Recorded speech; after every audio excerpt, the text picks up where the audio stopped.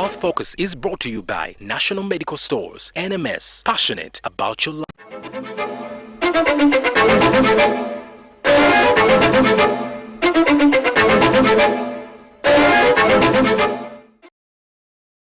Greater Masaka is renowned for being a study area for many studies that have created impact around the world. This time round, the Masaka Archdiocese is partnering with the International Center for Child Health and Development to support a new study called SUBI for Stronger Families. Masaka Archdiocese Bishop, Right Reverend Bishop Servus Jumba, officiated at the launch. And this one will examine the mechanisms by which economic empowerment and family strengthening interventions, and this will target social, familial, and contextual specific drivers, and also examine how these affect childhood behavioral health among adolescents in primary schools in this region in the country. The study intends to answer several questions, including how to keep a child in school, protecting children from the evils around our communities, for example, drug abuse and prostitution. Children have the right to access equality services. However, with still high rates of school dropouts, in some instances, unfortunate instances, child marriages. Professor Fred Sewamala, the director at ICHAD, says poverty takes a huge toll on personal development, but also leads to issues to do with mental health. As public health practitioners, we should know that poverty is key to much of what we see, the weaknesses in the public health care system. So, for example, when young people are poor, they are more likely to drop out of school. And when people drop out of school and they don't have employable skills, they will do stupid stuff. Okay? When they drop out of school and they don't have an employable skill, you'll find that for young girls, they will turn to selling sex, not all, but some, as a way of survival, because they don't have an employable skill. If they don't do that, some of them will start begging, and then they will be taken advantage of. Also, when young people are poor, they are less likely to adhere to their medication. For those ones who are living on medication, especially for those who are HIV positive. In addressing the research questions, ICHAD will introduce a savings scheme for children to enable them complete school and venture into business for those who are unwilling to continue with school. Especially the girl child.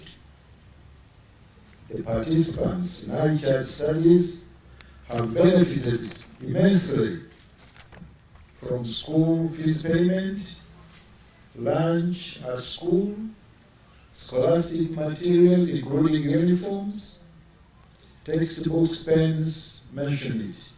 And for us, although we do all that, but one of the primary activities that we do, or the primary interventions that we do, is the one called the matched savings accounts, or the matched children's savings accounts.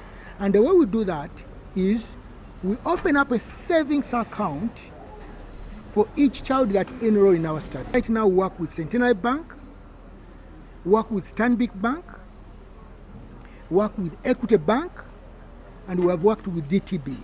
Can use that money to start a small business for the household or the family. Or they can use that money for medical treatment. And how do we make sure that the savings are not abused? So, to begin with, we have encouraged banks to have the child be also a signatory on that account. At least let them write their name to say, yes, I allow this money to be withdrawn. That's one part. But most important of all, the money that we match is kept in a separate account. Grace Maltina, a second-year student at Chisubi University in Entebbe, is among the first beneficiaries of the SUBI research project, which started in her primary school. I joined this team in, that was 2012. I was in primary 6. I was 10 years by then. Even these people would come in and check on us, give us some money to keep us moving, to push us on. And then the mentoring.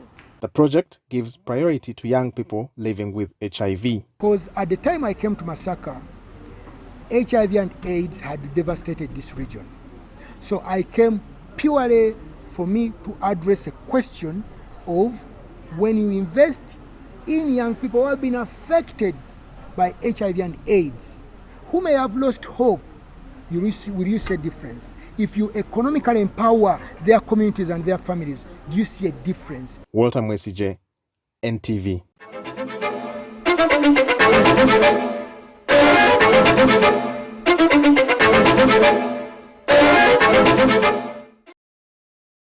National Medical Stores, NMS, passionate about your life with support from the Ministry of Health. Procure, store and distribute essential medicine and medical supplies to all government health facilities in Uganda.